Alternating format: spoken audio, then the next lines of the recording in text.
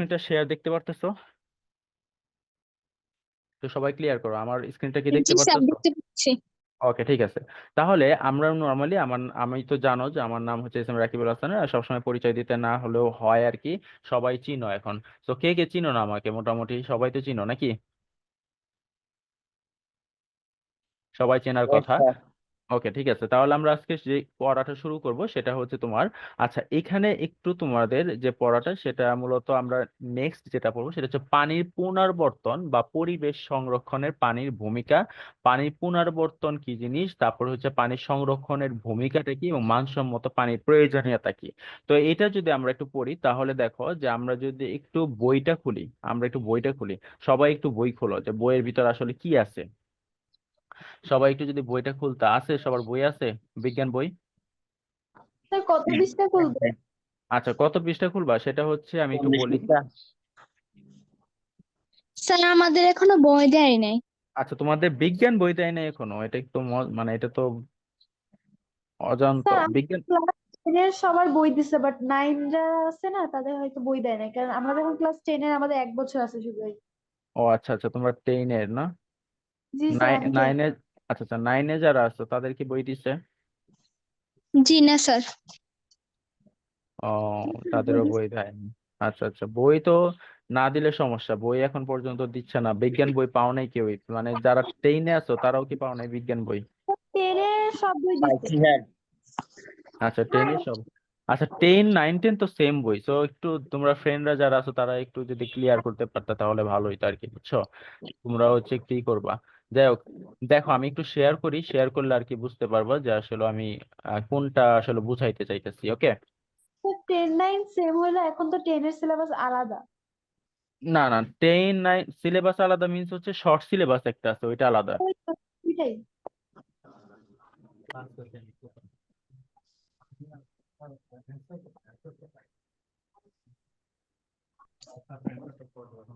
হ্যাঁ, হ্যালো।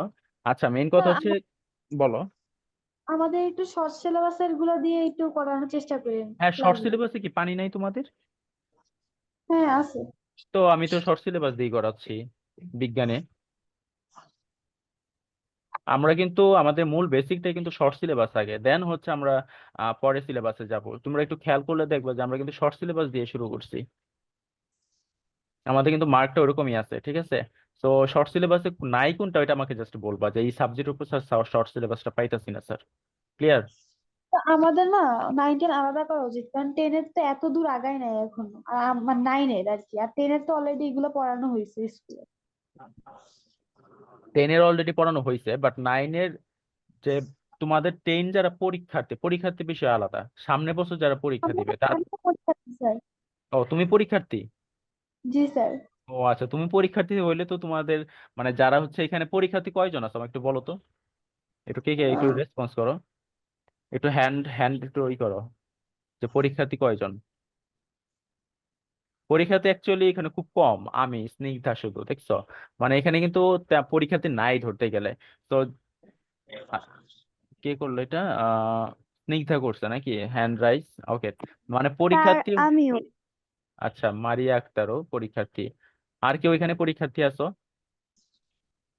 আচ্ছা শোনো, তাসবিক নূর তুমিও পরীক্ষার্থী? জি তাসবিক স্যার। নূর। ও, তুমিও পরীক্ষার্থী। আচ্ছা শোনো, পরীক্ষার্থী যারা আছো আর কি, হ্যাঁ তারা হচ্ছে জাস্ট এটা একটা রিভিশন, এটা একটা রিভিশন তোমাদের আসলে এরকম করে দেখা যায় যে পড়ানো হয় না। তো তোমরা যারা আছো, যেই চ্যাপ্টারটা আছে এই চ্যাপ্টারটা তোমরা রিভিশনে যাচ্ছ, কারণ তোমাদের আর মাত্র আছে কয় মাস, 1 মাস আছে। তো 1 মাসের মধ্যে তোমরা আসলে ওইভাবে প্রিপেয়ার্ড হতে পারবা না অ্যাজ এ এডু পরিবারের সাথে, ঠিক আছে? তোমরা কি কাজ করতে পারো? তোমরা বড় জোর কাজ করতে পারো, এই যে আমরা যে ডেইলি যে বেসিস যেগুলা সাবজেক্ট গুলো নিচ্ছে এই সাবজেক্ট গুলো তোমরা একটু ক্লিয়ার হতে পারো এতটুকু। এবং তোমরা কি টেস্ট পেপার কিনছো সবাই? টেস্ট পেপারটা এখনো বের হয় না স্যার। কি হ্যাঁ, এটা বলো? তো 26 এর পরীক্ষা আছে, আমরা তো 25 এর না। বুঝি নাই, মানে তোমরা বলতেছো সামনের আমরা বছরে দিবা? 26 সালের পরীক্ষার্থী। হ্যাঁ, তাহলে এটা বলো, তাহলে তোমাদের তো শর্ট সিলেবাসে দিচ্ছি আমি। আমরা তো শর্ট সিলেবাসে দিচ্ছি, বুঝতে পারছো? জি স্যার। শর্ট সিলেবাসে দিচ্ছি, তোমাদের আরো 1 বছর সময় আছে। আমরা তো পানি যেটা আছে জীবনের জন্য পানি, এটা কিন্তু শর্ট সিলেবাসের মধ্যে আছে, আছে না? হ্যাঁ স্যার আছে। তো আমরা তো এটাই পড়াইতেছি। আমি তো ভাবছি মনে হয় পরীক্ষার্থী তোমরা, তো প্রবলেম নাই। ঠিক আছে, তাহলে শুরু করি একটু। ঠিক আছে, দেখো আমরা মূলত এই যে আহ জলজ উদ্ভিদের জন্য পানির প্রয়োজনীয়তা এগুলা পড়ছিলাম, দেন হচ্ছে ময়লা আবর্জনা কিভাবে হচ্ছে এটা পড়ছিলাম, তাপমাত্রা বাড়লে কত হয়, pH 7 কখন হয়, এসিডিক কখন হয়, এই জিনিসগুলো আমরা পড়ছিলাম। তারপর লবণাক্ততা কখন হচ্ছে, পানি পুনরাবর্তন বা পরিবেশ, এই যে আমরা একটু আলোচনা করতেছি সেটা হচ্ছে পানি পুনরাবর্তন এবং পরিবেশ সংরক্ষণ। তোমরা কি সবাই স্ক্রিনশট দেখতে পারতেছো আমার? হুম, সবাই কি স্ক্রিনশট দেখতে পারতেছো আমার? ওকে, তাহলে দেখো এই যে, হ্যাঁ, পানির যে পুনরাবর্তন যেটা আছে, পানি পুনরাবর্তন মানে কি আমরা যদি একটু দেখি যে পানি পুনরাবর্তন এবং পরিবেশ সংরক্ষণে পানির ভূমিকা। তার মানে বলতে যে এর আগে তোমরা দেখেছো যে ভূপৃষ্ঠের শতকরা প্রায় 75 ভাগই কি পানি, 75 ভাগই পানি দ্বারা বেষ্টিত, দেখছো? এবং বেশিরভাগ পানি শতকরা, এই সবাই ভয়েস ভয়েস অফ করো। আচ্ছা, আমি মিউট। ওকে, দেখো যার প্রশ্ন থাকবে সে অবশ্যই আমাকে মেসেজে মানে ইনবক্সে ই করবে আর কি, রেসপন্স দিবা। যাই হোক, দেখো এইখানে বলছে যে পানি পুনরাবর্তন যে নানাভাবে, আমরা একটু যদি সিলেক্ট করি, আচ্ছা এখানে সিলেক্ট হচ্ছে না, যাই হোক সমস্যা নাই। পানির যে একটা অংশ বিশেষ সেটা, এমনকি ভূগর্ভের যে পানি আমরা কূপ বা নলকূপ থেকে পাই এবং খাওয়া দাওয়া শুরু করে নানা কাজে ব্যবহার করি, সেটাও নানা রকম রাসায়নিক পদার্থ দিয়ে অনুপযোগী হয়ে পড়েছে। কেন? কারণ হচ্ছে যে আমাদের যে কলের বা আমাদের যে বাসা বাড়ির যে টিউবওয়েলে থাকে, এই টিউবওয়েল গুলা পানিগুলা কিন্তু একদম যে সচেতন বা সতর্ক ওরকম না। কারণ হচ্ছে এখানে বিশেষ ধরনের অনেক ধরনের আর্সেনিক যুক্ত পানি থাকতে পারে, এবং বিভিন্ন টিউবওয়েলে দেখবা যে টিউবওয়েলের মধ্যে এরকম প্রচুর আর্সেনিক থাকতে পারে, এবং এই আর্সেনিক গুলা আমাদের দেহের জন্য কি খুবই খুবই ক্ষতিকর। যদিও আমাদের পানি সম্পদ প্রচুর, কিন্তু ব্যবহার করার উপযোগী যে পানিটা আছে এটা খুবই অল্প। তার মানে পানি অনেক আছে, কিন্তু আমরা যদি ব্যবহার করতে চাই ওই ব্যবহারটা কি খুব অল্প আছে, অল্প পরিমাণে পানিগুলো আছে। তাই পানি ব্যবহারে আমাদের অত্যন্ত কি সাশ্রয়ী হতে হবে, এবং একই পানি কিভাবে বারবার ব্যবহার করা যায় সেটিও আমাদের চিন্তা করতে হবে। তো এতটুকু তোমরা কি বুঝতে পারছো এটা কি বুঝাইছে? সবাই একটু আমাকে বলো, একটু রেসপন্স করো, যে মেসেজে বলো সবাই একটু। হ্যাঁ, তার মানে আমরা যদি বলতে পারি বা বলতে চাই সেটা হচ্ছে যে পানির যে ব্যবহারটা, এটা অনেক, পানির ব্যবহারটা অনেক, কিন্তু পানির পরিমাণটা হচ্ছে খুবই কম।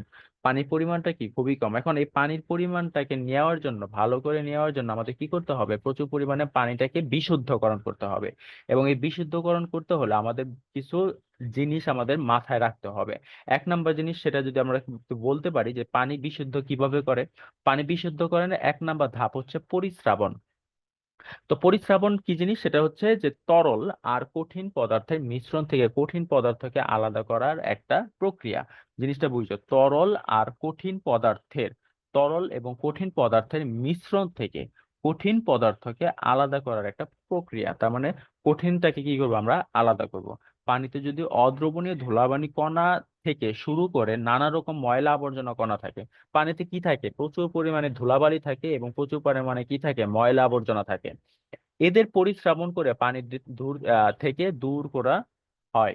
এটি করার জন্য পানিকে বালির স্তরের মধ্য দিয়ে প্রবাহিত করা হয়। তার মানে তুমি যে ওই যে ধুলাবালি যেটা আছে এটাকে দূর করবা, ময়লা আবর্জনাকে দূর করবা, কিভাবে করবা? সেটাকে একটা বালি নিবা, বালির স্তর নিবা, ওই স্তরের মধ্য দিয়ে প্রবাহিত করা হয়। তখন পানিতে অদ্রবণীয় যে ময়লা কণাগুলো আছে সেটা বালির স্তরে কি হয়ে যায়? আটকে যায়।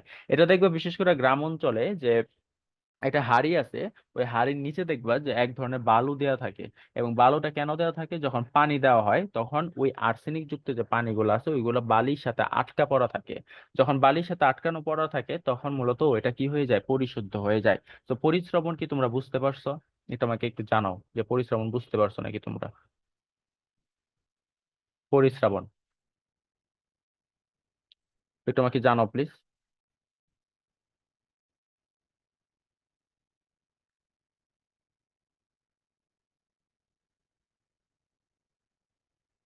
সবাই কি বুঝতে পারছো পরিস্রাবণ? আচ্ছা, আরেকবার বুঝান। ঠিক আছে, আরেকবার আমি বুঝাচ্ছি। সেটা হচ্ছে পরিস্রাবণ মানে হচ্ছে যে এই যে ময়লা আবর্জনার মধ্যে যেটা থাকে আর কি, ময়লা আবর্জনা কি পানিতে প্রচুর পরিমাণে ময়লা আবর্জনা থাকতে পারে। এখন প্রচুর পরিমাণে যে ময়লা আবর্জনা গুলো থাকে এগুলা কি করতে হবে, আমাদের বিশুদ্ধ করতে হবে। এখন কিভাবে করতে হবে, একটা হাঁড়ি, ওই হাঁড়ির উপর ধরো আমি বালি দিলাম, বালু, হাঁড়ির উপর মিন্স হচ্ছে হালুর নিচে এই যে একটা হাঁড়ি, এই হাঁড়ির যে নিচ অংশটা থাকে এই নিচের অংশ হচ্ছে আমি বালির স্তর দিলাম। এখন বালির স্তর দেওয়ার ফলে কি হচ্ছে, বালির স্তর দেওয়ার ফলে হচ্ছে ওইখানে প্রচুর পরিমাণে যে ময়লা আবর্জনা গুলো আছে, ওই ময়লা আবর্জনা গুলো ওই বালির স্তরের সাথে আটকে থাকে। যখন বালির স্তরের সাথে আটকে থাকে তখনই মূলত আমাদের ওইটা কি হয়ে যায়, পরিস্রাবণ হয়ে যায় বা পানিটা বিশুদ্ধকরণ হয়ে যায়। এটাকে বলা হচ্ছে পরিস্রাবণ পদ্ধতি। সবাই কি বুঝতে পারছো? সবাই একটু বলো আমাকে যে বুঝতে পারছো না। ওকে, ঠিক আছে, ক্লিয়ার। এবার আসো ক্লোরিনেশন, যেটাকে বলা হইতেছে ক্লোরিনেশন কি জিনিস সেটা যদি আমরা একটু বলি। আহ একটু বইয়ে তোমরা কি স্ক্রিনশট দেখতে পারতেছো বইয়ের? ওকে, ঠিক আছে। ক্লোরিনেশন কি জিনিস সেটা যদি আমরা একটু বলি, যে যদি পানিতে রোগ সৃষ্টিকারী জীবাণু থাকে তবে তা অবশ্যই দূর করতে হবে এবং সেটি করার জন্য জীবাণুশক ব্যবহার করা হয়। জীবাণুশক মানে হচ্ছে এক ধরনের ঔষধ, এক ধরনের কি ঔষধ, যে ঔষধটা প্রয়োগ করলে তোমার কি খুব সহজে এটা কি হয়ে যায়, দূর হয়ে যায়। যেমন ধরো আমাদের শরীরের ভিতরে যদি জ্বর হয় তাহলে আমরা কি ব্যবহার করি, আমরা বেশিরভাগ ব্যবহার করি হচ্ছে তোমার বিভিন্ন ধরনের ঔষধ। এখন কি ওষুধ হতে পারে, নাপা, ধরো জ্বরের জন্য নাপা খাচ্ছে আর কি। এখন এটা কি একটা জীবাণুনাশক একটা ঔষধ বা এটা একটা সিক জাতীয় একটা ঔষধ, যাতে করে জিনিসটা খুব দ্রুত শেষ হয়ে যায়। ঠিক তেমনি একটা পানিকে বিশুদ্ধ করার জন্য এক ধরনের জীবাণুশক থাকে যেটার নাম হচ্ছে ক্লোরিন। যেটার নাম কি, ক্লোরিন। এখন এটাকে আবার ব্লিচিং পাউডার বলা হয়। এই ব্লিচিং পাউডার একটা পদার্থ যার মাধ্যমে ক্লোরিন আছে এবং জীবাণু ধ্বংস করতে পারে, জীবাণুটা কি করতে পারে, ধ্বংস করতে পারে, সেগুলো ব্যবহার করা হয়। তার মানে জীবাণুটা ধ্বংস হচ্ছে এবং সেগুলো কি হচ্ছে, ব্যবহার হচ্ছে। এবং এই যে জীবাণুশক এটাকে বলা হইতেছে ব্লিচিং পাউডার। তার মানে ব্লিচিং পাউডারের মাধ্যমে তুমি কিন্তু একটা পানিকে শুদ্ধ করতে পারো। তার মানে ক্লোরিনেশন মানে কি, একটা জীবাণুশক যার মাধ্যমে একটা ব্লিচিং পাউডার হয় এবং এই ব্লিচিং পাউডারের মাধ্যমে তুমি যা খুব দ্রুত সহজেই তুমি ওই জীবাণুটা কি করতে পারো, ধ্বংসটা করতে পারতেছো। এটাকে বলা হচ্ছে ক্লোরিনেশন। এবং আমাদের দেশে বন্যার সময়, আমাদের যখন বন্যা হয় তখন মূলত পানিটাকে বিশুদ্ধ করার জন্য যে ট্যাবলেট বা কিট ব্যবহার করা হয় সেটি কি, সেটি হচ্ছে সোডিয়াম হাইপোক্লোরাইট। তার মানে আমরা দুইটা জিনিস জানলাম এখানে, একটা হচ্ছে জীবাণুশক। জীবাণুশক জিনিসটা হচ্ছে একটা ব্লিচিং পাউডার যেটাকে পানিকে শুদ্ধ করে, বিশুদ্ধ করে। এই ব্লিচিং পাউডারের সংকেতটা তোমাদের পড়তে হবে। এবং হাইপোক্লোরাইট এটা কি করে, যখন একটা বন্যা হয়, বন্যায় যে পানিগুলো আছে এগুলোকে বিশুদ্ধ করার জন্য একটা সোডিয়াম হাইপোক্লোরাইট থাকে। এই সোডিয়াম হাইপোক্লোরাইটের কাজ কি, রোগ জীবাণুকে কি করে, ধ্বংস করে। এই রোগ জীবাণুকে ধ্বংস করে, এটাকে বলা হইতেছে হাইপোক্লোরাইট, যেটাকে বলা হইতেছে NaOH, NaOCl। তার মানে এই হাইপোক্লোরাইটের সংকেত হচ্ছে এটা। এবং ব্লিচিং পাউডার যেটা আছে এটার সংকেত হচ্ছে CaOCl। এই দুইটা জিনিস তোমরা একটু খাতায় লিখবা সবাই প্লিজ। সবাই কি এতটুকু বুঝতে পারছো? আমাকে একটু জানাও। পরিস্রাবণ এবং ক্লোরিনেশন বুঝার কথা আর কি, ঠিক আছে। তো যে দুইটা সংকেত দিলাম এই দুইটা সংকেত অবশ্যই মাস্ট বি পড়তে হবে। আচ্ছা, এবার আসো আমরা পড়বো স্ফুটন। স্ফুটন মানে কি, স্ফুটন মানে হচ্ছে যে পানির স্ফুটনের কথা তোমরা সবাই জানো। স্ফুটন, এই প্রক্রিয়া কি হয়, যে পানিকে জীবাণুমুক্ত করা সম্ভব হয়, জীবাণুমুক্ত করা সম্ভব হচ্ছে। হ্যাঁ, অবশ্যই সম্ভব। পানিকে খুব ভালোভাবে ফোটালে এতে উপস্থিত যে জীবাণু আসে সেটা কি হয়ে যায়, ধ্বংস হয়ে যায়। স্ফুটন শুরু হওয়ার পর 15 থেকে 20 মিনিট ফুটালে সেই পানি জীবাণুমুক্ত হয়। এটা মিন্স হচ্ছে আমরা যেটা বাসা বাড়িতে যে পানি ফোটাই এটাকে বলা হচ্ছে স্ফুটন। মিন্স যে দেখবা যে বাসা বাড়িতে 15-20 মিনিট কি তুমি ফুটালে এটা কি হয়ে যায়, পানিটা জীবাণুমুক্ত হয়ে যায়। তখন আমরা কি খাই, পানিটা খেতে পারি। এখন এই যে পানি, এই পানিগুলা ফুটাতে হলে কিসের প্রয়োজন, গ্যাসের প্রয়োজন আছে। এই গ্যাস যদি না থাকে তাহলে কিভাবে তুমি করতে পারবা, কিভাবে তুমি পানিটাকে বিশুদ্ধ করতে পারবা? দুইটা উপায় আছে, একটা কি বললাম, একটা হচ্ছে তোমার পরিস্রাবণ আর একটা হচ্ছে ক্লোরিনেশন। সবাইকে ক্লিয়ার? আমাকে একটু জানাও যে সবাই ক্লিয়ার নাকি। তার মানে স্ফুটন মিন্স হচ্ছে যে 15 থেকে 20 মিনিট যেটা ফোটাবা সেটা হচ্ছে পানিটা বিশুদ্ধ হচ্ছে। এবং বাসা বাড়িতে যে খাওয়ার জন্য যে একটা সহজ এবং সাশ্রয়ী প্রক্রিয়া হচ্ছে এটা। ক্লিয়ার? ঠিক আছে। এবার আসো পাতন কি, পাতন। পাতন প্রক্রিয়ার কথা তোমরা ষষ্ঠ শ্রেণীতে জানছো। যখন খুব বিশুদ্ধ পানির প্রয়োজন হয় তখন পাতন প্রক্রিয়াটা পানি বিশুদ্ধ করা হয়। যেমন ওষুধ তৈরির জন্য পরীক্ষাগারে রাসায়নিক পরীক্ষা নিরীক্ষার জন্য পুরোপুরি বিশুদ্ধ পানির প্রয়োজন হয়। তার মানে পরীক্ষাগার মানে একটা ল্যাবরেটরি, ল্যাবরেটরির ভিতরে কি হয়, একটা রাসায়নিক পরীক্ষা নিরীক্ষা করবা, এটা কি পুরোপুরি একটা বিশুদ্ধ পানির প্রয়োজন আছে। ঠিক আছে। পরে কি হচ্ছে, একটা পাত্রে পানি নিয়ে তাপ নিয়ে সেটাকে বাষ্পে পরিণত করা হয়। পরে ওই বাষ্পকে আবার ঘনীভূত করে বিশুদ্ধ পানি সংগ্রহ করা হয়। এই প্রক্রিয়াকে বিশুদ্ধ করা পানিতে অন্য পদার্থ থাকার কি সম্ভাবনা খুবই কম থাকে। ঠিক আছে। তো এটাকে বলা হচ্ছে পাতন। তো এই যে চারটা যে প্রসেস বললাম, একটা হচ্ছে পরিস্রাবণ, একটা হচ্ছে ক্লোরিনেশন, একটা হচ্ছে স্ফুটন, একটা হচ্ছে পাতন, এই চারটা মাস্ট বি পড়তে হবে। কারণ প্রশ্নে আসতেই পারে সৃজনশীল আকারে যে কিভাবে পানি বিশুদ্ধ করা হয় এবং পানি বিশুদ্ধ করার জন্য তুমি নিম্নে আলোচনা করো, ব্যাখ্যা করো। তখন এই চারটা জিনিস কি তোমার অবশ্যই ব্যাখ্যা করতে হবে। তো তোমরা কি এতটুকু ক্লিয়ার, বুঝতে পারছো? ক্লিয়ার একজন বলো ক্লিয়ার। ওকে ঠিক আছে, ক্লিয়ার, ইয়েস। ঠিক আছে। তাহলে এবার আসো আমরা পড়বো হচ্ছে বাংলাদেশে পানির উৎসের দূষণের কারণ। বাংলাদেশে পানি উৎসের দূষণের কারণ আছে। আহ কিরকম উৎসের দূষণ কারণ হয়, যেমন ধরো গোসলের পানি, পায়খানার বর্জ্য পানি কিংবা অন্যান্য কাজের ব্যবহারের পর সেই পরিত্যক্ত যে পানি আছে সেটা কোথায় যায়, সেটা আমাদের প্রশ্ন। যে আমরা যখন গোসল করতেছি, দেন যখন বর্জ্য পানি হচ্ছে, এগুলো আসলে কোথায় যাচ্ছে? এগুলো আসলে মূলত বর্জ্য একটি নর্দমা নলের ভিতর দিয়ে নদ নদীতে ফেলে যায় বা মানে চলে যায় আর কি, এগুলো নদ নদীতে চলে যায়। আচ্ছা, কারো প্রশ্ন থাকতে পারে। ড্রেনেজ, ওকে ঠিক আছে, ড্রেনেজ হতে পারে। তারপর হচ্ছে নদ নদীর অবস্থায় চলে যায়। তারপর হচ্ছে নর্দমার মাধ্যমে চলে যায়। তো এই যে বর্জ্য পানিগুলো আছে, রোগ জীবাণু থেকে শুরু করে নানা রকম রাসায়নিক বস্তু থাকে, যার কারণে পানি কি হয়, দূষিত হতে পারে। আমাদের বাসায় যেসব কঠিন বর্জ্য পদার্থ তৈরি হয়, সেগুলো আমরা কি করি, সাধারণত বাড়ির পাশে রাখা ডাস্টবিন বা অনেক সময় অবিবেচকের মতো খোলা জায়গায় ফেলে দেই। এসব বর্জ্য পদার্থ 1 বা 2 দিনের মধ্যে পচতে শুরু করে। বৃষ্টি হলে সেই পচা যে বর্জ্যগুলো আছে, যেখানে রোগ জীবাণু সহ নানা রকম রাসায়নিক পদার্থ থাকে, বৃষ্টির পানির সাথে সাথে মিশে নদ নদী, এটা লেকের পানিতে দূষিত হয়।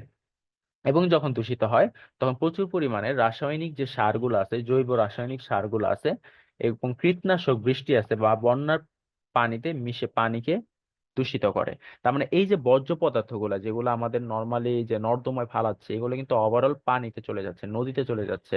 বিভিন্ন সেচ যেখানে দেওয়া হয়, তোমার হচ্ছে তোমার ধান ক্ষেত আছে ওইখান দিয়ে হচ্ছে চলে যায়। তখন কি হয়, এখানে প্রচুর পরিমাণে যে কৃষি জমি আছে, কৃষি জমিগুলা নষ্ট হয়ে যায় এবং পানিতে দূষিত হয়ে যায়।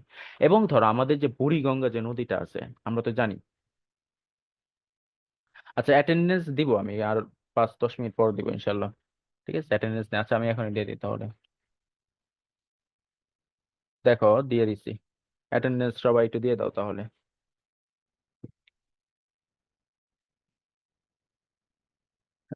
সবাই একটু অ্যাটেন্ডেন্স দিয়ে দাও যাতে করে আমি একটু খুব দ্রুত ক্লাস শুরু করে দিতে পারি।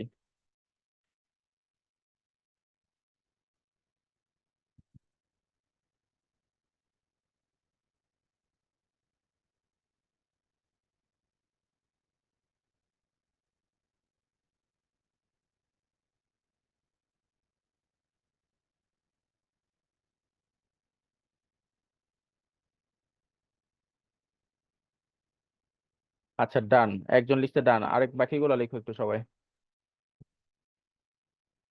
সবাই লিখো।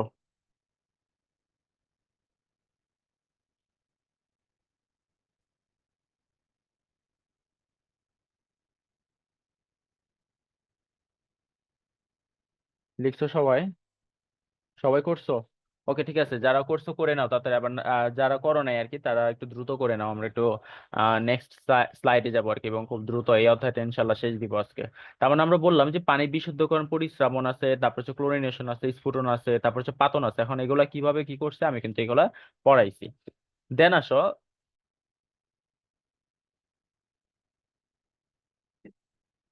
এখানে আছে যে তোমার বাংলাদেশের পানির উৎসের দূষণের কারণগুলা কি কি। 1 নম্বর হচ্ছে গৃহস্থালী বর্জ্য। যেটা বললাম যে আমরা ঘর বাড়িতে কি করতেছি, প্রচুর পরিমাণের যে ময়লা আবর্জনা আছে এগুলো আমরা কি ফালাচ্ছি, কিভাবে ফালাচ্ছি, বিভিন্ন নর্দমার মধ্যে ফালাচ্ছি। এবং এই যে নর্দমা, এই নর্দমার কি করে, এগুলো হচ্ছে আস্তে আস্তে আস্তে আস্তে নদ নদীর দিকে চলে যায়, এবং নদ নদীর দিকে যখন চলে যায় তখন মূলত নদীটা কি হয়ে যায়, দূষিত হয়ে যায়। তো এটাকে বলে দিচ্ছে গৃহস্থালীর বর্জ্য। ঠিক আছে। তারপরে হচ্ছে কঠিন বর্জ্য ব্যবস্থাপনা। কঠিন বর্জ্য ব্যবস্থাপনা মানে হচ্ছে যে যেটা হচ্ছে বুড়িগঙ্গায় যেটা করছে, বুড়িগঙ্গায় কি হয়, বুড়িগঙ্গা নদীতে দেখবো প্রচুর, তোমরা গেছো নাকি জানি না, বাট ওইখানে প্রচুর পরিমাণে ময়লা আবর্জনা থাকে। এবং এই যে ময়লা আবর্জনা গুলো থাকে, এই ময়লা আবর্জনা গুলোর মেইন যে জিনিসগুলো থাকে সেগুলো হচ্ছে কি, তোমার যে কলকারখানাগুলো আছে এগুলো প্রচুর প্রচুর পরিমাণ কঠিন আবর্জনা থাকে, এবং ওই কঠিন আবর্জনা গুলা কি হইতেছে তোমার ওই যে যেই বুড়িগঙ্গা যে নদীগুলো আছে ওই আশেপাশে যেগুলা কারখানা থাকে, ওই কারখানার যে তোমার কঠিন বর্জ্য পদার্থগুলো আছে এগুলা প্রচুর পরিমাণে সেখান থেকে আস্তে আস্তে চলে যায়। এবং ওখানে দেখবা যে প্রচুর পরিমাণে প্লাস্টিক আছে, প্লাস্টিকের কারখানা আছে, বিভিন্ন ধরনের প্লাস্টিকের কারখানা দিয়ে ওই যে রাসায়নিক যে গঠনগুলো আছে এগুলাকে আস্তে আস্তে আস্তে আস্তে তোমার নদীতে বেয়ে যায়। যখন নদীতে বেয়ে যায় তখন মূলত ওইখানে একটা বুড়িগঙ্গা যে নদী আছে ওই নদীতে কি হয়ে যায়, তোমার এখানে প্রচুর পরিমাণে ময়লা আবর্জনা জমা থাকে। যখন ময়লা আবর্জনা জমা থাকলে সেখানে আস্তে আস্তে আস্তে আস্তে যখন স্তূপের সৃষ্টি হয় তখনই মূলত এটা কঠিন বর্জ্য ব্যবস্থাপনার সৃষ্টি হচ্ছে। সবাইকে বুঝতে পারতেছো আমার পড়া? একটু আমাকে একটু জানাও যে আসলে সবাইকে বুঝতে পারতেছো নাকি। সবাই একটু জানাও আমাকে, খুব দ্রুত জানাও। জি স্যার, ওকে, না বোঝার কিছু নাই এখানে, ঠিক আছে।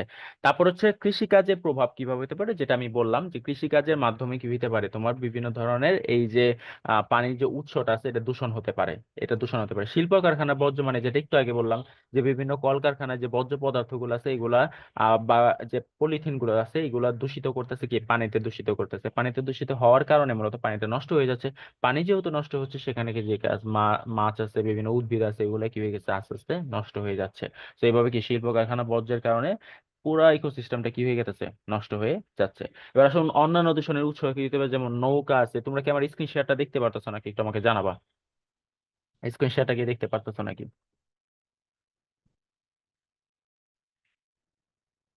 ওকে ওকে, ঠিক আছে। তাহলে এই যে অন্যান্য যে দূষণের উৎসগুলো আছে, যেমন নৌকাতে, তারপর হচ্ছে লঞ্চ, স্টিমার বা জাহাজ থেকে ফেলা মলমূত্র থাকে, বিভিন্ন ধরনের মলমূত্র থাকতেছে।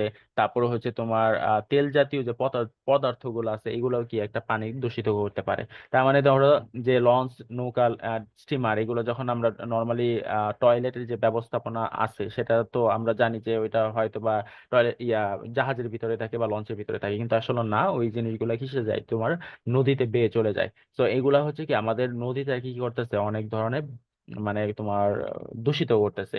এবং তেল যে জাতীয় জিনিসগুলো আছে এই তেল জাতীয় জিনিসগুলো কি ওই নদীতে পড়তেছে, যখন নদী বা সমুদ্রে পড়তেছে, যখন পড়তেছে তখনও নর্মালি কি হইতেছে, পানিটা দূষিত হচ্ছে আর কি।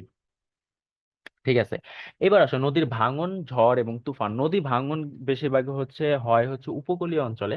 যে সকল অঞ্চলে নদীটা ভাঙন বেশি পরিমাণ হয়ে থাকে, মানে নদীটা কিনারা থেকে ভেঙে যায়, যখন ভেঙে যায় তখন নদীর যে ভাঙনে যে কিনারার যে অংশগুলো আছে ওইখানে প্রচুর পরিমাণে থাকতে পারে এরকম ময়লা আবর্জনা। এবং বাসস্থানও থাকতে পারে সেখানে, এবং বাসস্থান থাকলে অবশ্যই কি ময়লা আবর্জনা থাকতে পারে। তো ওই ময়লা আবর্জনা কি পানিতে তখন পড়ে যাচ্ছে। ঝড় তুফানের মাধ্যমে কি হচ্ছে, গাছগাছালি বা বিভিন্ন ধরনের পশু পাখির যে মলমূত্র বা তোমার বিভিন্ন ধরনের ময়লাগুলো আছে এগুলা কি পানিতে মিশে পানিটা দূষিত হতে পারে, বা দূষিত হতে পারে আর কি। ঠিক আছে।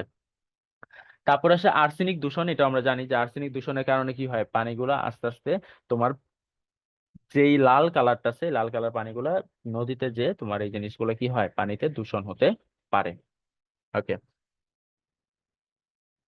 নেক্সট স্লাইডে আসো। সেটা হচ্ছে যে উদ্ভিদ, প্রাণী এবং মানুষের উপর পানি দূষণের প্রভাবটা কি। প্রথমে আসো উদ্ভিদের কি কি ক্ষতি হতে পারে পানি দূষণের কারণে। এক নম্বরে হচ্ছে অক্সিজেনের অভাব হয়ে যেতে পারে। অক্সিজেন, তার মানে পানিতে যদি দূষিত পদার্থ বেশি পরিমাণ বেড়ে যায় তাহলে সেখানে অবশ্যই অক্সিজেনের পরিমাণটা কি কমে যাবে।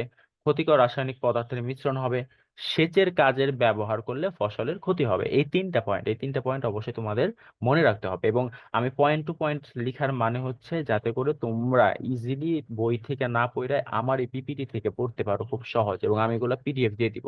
উদ্ভিদের উপর পানি দূষণের যে প্রভাবটা আছে এখানে তিনটা পয়েন্ট আছে, প্রাণীর উপর পানি দূষণের যে প্রভাব আছে এখানে কি তিনটা আছে। তো তোমরা বলো এইভাবে লিখার সিস্টেমটা কি ঠিক আছে নাকি না, নাকি আমি জাস্ট বই রিডিং করে যাব, কোনটা কোনটা পারবে এটা তোমাদের জন্য? ঠিক আছে, কারণ বইয়ে অনেক লেখা আছে। আমার মতে হচ্ছে এখানে যদি পয়েন্ট টু পয়েন্ট আকারে তোমাদের কাছে উপস্থাপনা করি তাহলে কিন্তু জিনিসটা খুবই ইজি হয়ে যায়। ঠিক আছে, তো এই জিনিসটা কি খুবই কিন্তু সিম্পল হয়ে যায়। তো আমাকে একটু জানাও যে পয়েন্ট টু পয়েন্ট, আচ্ছা পয়েন্ট টু পয়েন্টে আমার মনে হয় বেটার, অনেক ফার বেটার, কারণ হচ্ছে পয়েন্ট টু পয়েন্ট লিখলেই হচ্ছে তোমার জিনিসটা কি হয়, সিম্পল হয়। কারণ বই কিন্তু আমরা নর্মালি বই পড়ি, ঠিক আছে, কিন্তু পয়েন্ট টু পয়েন্ট করে লেখাটা আমরা অনেকেই লিখতে পারি না। সো আমাদের মতে এটাই হচ্ছে বেস্ট একটা ওয়ে। তো আসো আমরা দেন এখানে আসো যে প্রাণীর উপর পানি দূষণের প্রভাবটা একটু পড়ি। প্রাণীর উপর কিভাবে প্রভাবটা পড়তে পারে পানি দূষণের, এক হচ্ছে জলজ যে প্রাণীগুলো আছে এগুলা কি হয়ে যাবে, অসুস্থ হয়ে যাবে। এবং আমার যে লেখাগুলো আছে লেখাগুলো কিন্তু একদম পানির মতো, মানে সহজ সস্তা, এত কঠিন না। ঠিক আছে, সো তোমাদের ভালোর জন্য আর কি আমি নর্মালি এই জিনিসগুলো একটু ঠিক করছি, যে আসলে যে বইয়ের যে লেখাগুলো আছে এগুলো থেকে একটু যাতে তোমরা বুঝতে পারো ওইরকম ভাবে যেন তোমরা দিতে পারো আর কি। তো জলজ প্রাণীর অসুস্থতা হতে পারে, মৃত্যু পর্যন্ত হতে পারে একটা পানি দূষণের কারণে। প্রজনন ক্ষমতা কমে যেতে পারে, কেন, কারণ হচ্ছে যখন একটা মানুষ বা একটা প্রাণী বা একটা মাছ, ওই মাছ যখন সে মারা যাবে তখন তো তার প্রজনন ক্ষমতা তো দূরের কথা, সে নিজেই বেঁচে নাই, তো প্রজনন ক্ষমতা একটি এখানে কমে যাচ্ছে। ঠিক আছে, তারপর হচ্ছে বিষাক্ত পদার্থ জমা হওয়া, তার মানে প্রাণীর উপর একটা বিষাক্ত পদার্থ থাকে, মানে বিষাক্ত যে পদার্থটা বডিতে আমাদের সিনক্রেট করে, বডিতে ভিতরে চলে যায়, কার, মাছের বা একটা প্রাণীর, যারা হচ্ছে সমুদ্রে অথবা পানিতে যদি বিশুদ্ধ মানে হয়, দূষণ হয়।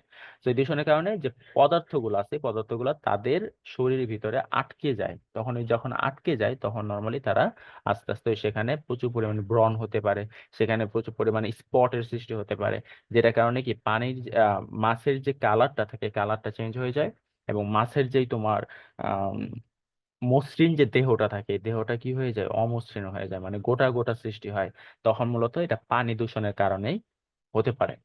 এবার আসলে মানুষের উপর পানি দূষণের প্রভাব, এক নম্বর হচ্ছে ডায়রিয়া, কলেরা, আমাশয়, মানে যেগুলো হচ্ছে আমরা যদি অবিশুদ্ধ পানি খাই দেখবো যে এই সকল রোগ হতে পারে।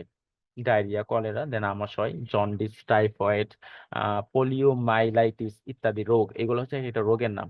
আর অনেক কিছু হতে পারে, এক নাম্বার হচ্ছে ক্যান্সার হতে পারে। ক্যান্সারটা হতে পারে কিন্তু এটা আস্তে আস্তে আস্তে আস্তে মানে লং লাস্টিং হয়ে হতে পারে, একবারে যে দ্রুত হবে এরকম না। চর্মরোগ হবে অবশ্যই, যে দেখবা পানির কারণে, এখানে অনেকের কারণে গালে হচ্ছে ব্রণ হতে পারে, পানি নতুন এক পানির তোমরা মানে অভ্যস্ত না ওইসব পানি যদি তোমরা ইউজ করো।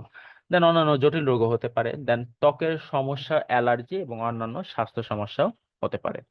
এতটুকু কি তোমরা ক্লিয়ার হয়েছো, এই তিনটা পয়েন্ট আমাকে একটু জানাও।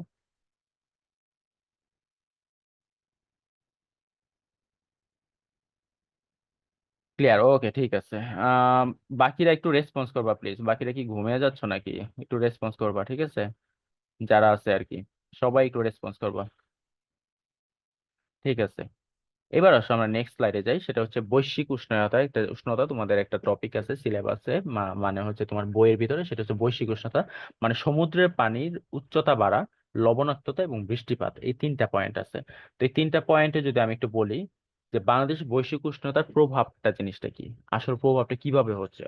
এক, গ্রীষ্মকালে তাপমাত্রা বৃদ্ধি হচ্ছে, যেমন ধরো 47 ডিগ্রি সেলসিয়াস পর্যন্ত তাপমাত্রা বৃদ্ধি হচ্ছে। এখন গ্রীষ্মকালে যখন তাপমাত্রাটা বৃদ্ধি পায় তখন যেই সকল এলাকায় যেই সকল এলাকায় বরফ আছে, বরফ এলাকা, ওই সকল এলাকায় যদি গরম তাপমাত্রা বেড়ে যায় তখন বরফটা গলে যায়। যখন গলে যায় তখন আমাদের দেশের ভিতরে ওটা আস্তে আস্তে আসা শুরু করে, যখন আসা শুরু করে তখন পানির যে উচ্চতা লেভেল আছে, উচ্চতা আছে পানিতে, উচ্চতা ধরো এতটুক বেড়ে হয়ে গেছে এতটুক, তারপর আবার এতটুক, তারপরে কি এতটুক, মানে আস্তে আস্তে আস্তে আস্তে উপরে লেভেলে চলে যাচ্ছে। তখন মূলত পানির যে উচ্চতার লেভেলটা আস্তে আস্তে বেড়ে যায়। যখন আস্তে আস্তে পানির উচ্চতা বেড়ে যাবে তখন অবশ্যই আমাদের বাসস্থানের জন্য কি হয়ে যাবে, সমস্যা হয়ে যাবে। এবং বাসস্থানের জায়গাটা যদি সমস্যা হয়ে যায় তখন আমরা আমরা আমাদের কি জীবনের যে অস্তিত্ব আছে এটা আস্তে আস্তে হারিয়ে ফেলতে পারি। তো এটাকে বলা হইতেছে বাংলাদেশের বৈশ্বিক উষ্ণতা প্রভাবের একটা ক্ষতিকর দিক। দেন আসো গ্রীষ্ম, আহ যেটা বলছে গ্রীষ্ম ও শীত উভয় ঋতুতে তাপমাত্রা বৃদ্ধি হচ্ছে। তার মানে দুই ভাবে কিন্তু তাপমাত্রাটা বৃদ্ধি হতে পারে। সবাই অ্যাটেন্ডেন্স হয়তো বা দিছো, আমি আবার লিঙ্কটা দিয়ে দিচ্ছি যাতে করে আবার তোমরা দিতে পারো যারা দেও নাই আর কি। ঠিক আছে, যাই হোক, এবার গ্রীষ্ম এবং শীত উভয়ে আসলে তাপমাত্রাটা আস্তে আস্তে বৃদ্ধি পাচ্ছে, গ্রীষ্মকালেও বৃদ্ধি পাইতেছে এবং শীতকালেও বৃদ্ধি পাচ্ছে আস্তে আস্তে।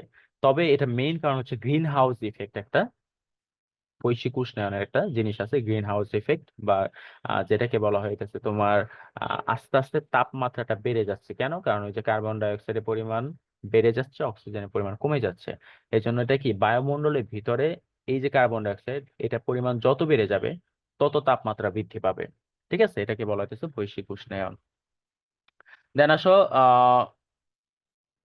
সমুদ্রের পানির উচ্চতা বৃদ্ধি এবং বাংলাদেশে 1/3 পানির নিচে তলিয়ে যাওয়ার ঝুঁকি, যেটা আমি একটু আগে বললাম যে প্রায় 1/3 কি পানিতে নিচে তলিয়ে যাবে। কেন যাবে? ওই যে সমুদ্রের পানির উচ্চতা বেড়ে যাবে। নদী নালা খাল বিল ভূগর্ভের পানিতে লবণাক্ততা বৃদ্ধি। তার মানে নদী নালা এখন মিঠা পানি।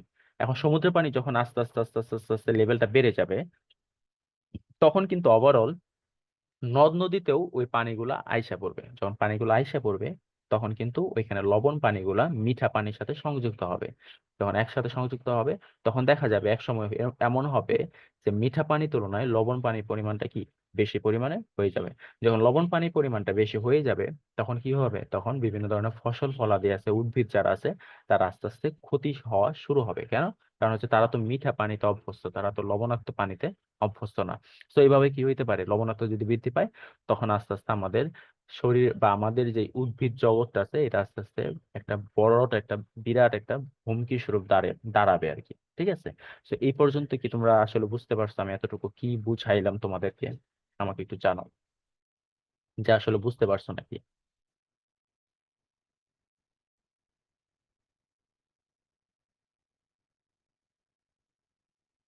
দেখো বুঝতে পারছো নাকি একটু সবাই একটু বলো।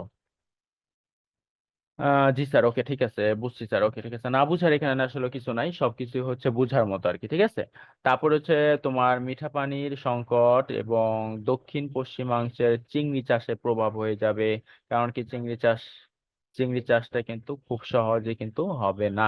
তারপর হচ্ছে বৃষ্টির পানির উপর নির্ভরশীলতা বৃদ্ধি পাবে এবং গৃহিণীদের দীর্ঘ পথ হেঁটে পানি সংগ্রহ করতে হবে। জলবায়ু শরণার্থী বৃদ্ধি, যেমন মালদ্বীপ এবং ভারতের কিছু অংশ, বৃষ্টিপাতের ধরনের পরিবর্তন এবং এর প্রভাব। তার মানে এগুলো হচ্ছে বাংলাদেশের বৈশ্বিক উষ্ণায়ন বা উষ্ণতার প্রভাবের কিছু পয়েন্ট। এই পয়েন্টগুলো অবশ্যই তোমরা একটু মনে রাখবা। এবং বিশেষ করে এই একটা পয়েন্ট, এই একটা পয়েন্ট, এই একটা পয়েন্ট, নদী নালা খাল বিল মাটি বৃষ্টি পানির উপর নির্ভরতা বৃদ্ধি, এই কয়েকটা পয়েন্ট অবশ্যই তোমাদের করতে হবে ভালো মতো। ঠিক আছে, ঠিক আছে, দেন আসো আমরা একটু মুছি এখানে।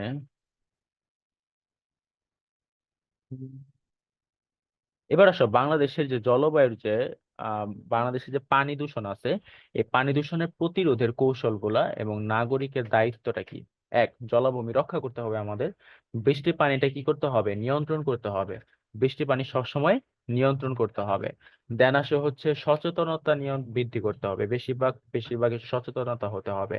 বন্যায় কোন কোন এলাকায় মানুষ কোন কোন এলাকার মানুষ ক্ষয়ক্ষতি হচ্ছে, সেটা আমরা কি করি? আমরা হচ্ছে আশ্রয়দাতা বা আশ্রয় কেন্দ্রে পাঠাই। কেন পাঠাই? কারণ যাতে করে তারা কি খুব সহজেই সেখানে বাস করতে পারে 2-3 দিনের জন্য।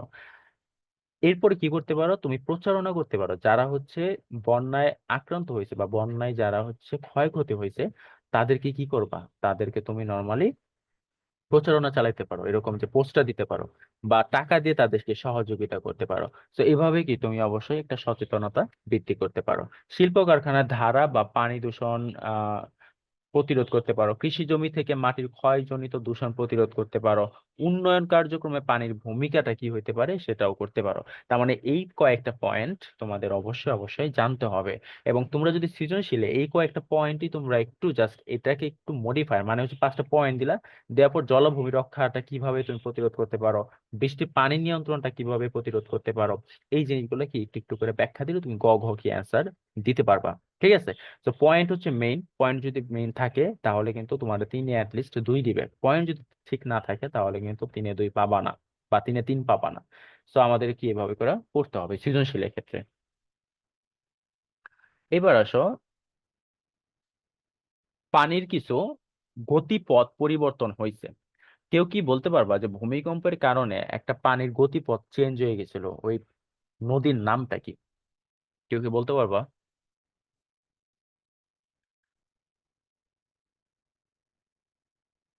কেউ কি বলতে পারবা যে একটা ভূমিকম্প হয়েছিল, ভূমিকম্প হওয়ার কারণে সেখানে পানির গতিপথটা চেঞ্জ হয়ে গেছিল, নদীর নামটা কি? আচ্ছা, বলতে পারবে না। তাসভিদ নূর, তুমি বলতে পারবে না, ওকে। আর অনেকেই হয়তো বা বলতে পারবে না। এটার মেইন অ্যান্সার হচ্ছে ব্রহ্মপুত্র। ব্রহ্মপুত্র কেন? কারণ হচ্ছে দেখা গেছে যে এরকম একটা ভূমিকম্প হয়েছে, যে ভূমিকম্পের কারণে ব্রহ্মপুত্রের যে গতি, মানে আরেকটা নদীর যে গতিপথ ছিল, ওই গতিপথটা কি হয়ে গেছে, চেঞ্জ হয়ে গেছে। মানে ব্রহ্মপুত্রের গতিপথটাই চেঞ্জ হয়ে গেছে, মানে অন্য দিক থেকে চলে গেছে নদীর গতিপথটা আর কি। তো পানির গতিপথও এরকম একটা জিনিস আছে, যেটা হচ্ছে তোমার 1975 সালে ভারত সরকার, ভারত একজন সরকার আর কি, ফারাক্কা বাঁধ দিয়ে গঙ্গার পানি, যেমন কয়েকদিন আগে রিসেন্ট এরকম হয়েছে যে কি নদীর পানিটা কি করছে, ছেড়ে দিছে ভারত। এখন ইন্ডিয়া হচ্ছে উপরের লেভেল আর বাংলাদেশ হচ্ছে এইখানে, ঠিক আছে? তো যখন ছেড়ে দেয়, বাঁধটা ছেড়ে দেয়, তখন পানিগুলো কি হয়ে যায়, নিচে এসে পড়ে। এখন নিচে কে, আমরা বাংলাদেশ। তো বাংলাদেশকে এখানে প্রচুর পরিমাণ ক্ষয়ক্ষতি হয়েছে রিসেন্ট এটা, ঠিক আছে? তো অনেকে বলে যেটা হচ্ছে শেখ হাসিনার চাল, সে ছেড়ে দিছে বা এরকম কিছু। তো এটা হতে পারে, তার হতে পারে, বাট আমাদের মেইন সাবজেক্ট হচ্ছে যে ওই যে ফারাক্কা বাঁধ যেটা আছে, সেটা নর্মালি কি হয়েছে, পানিটা ছেড়ে দিছে।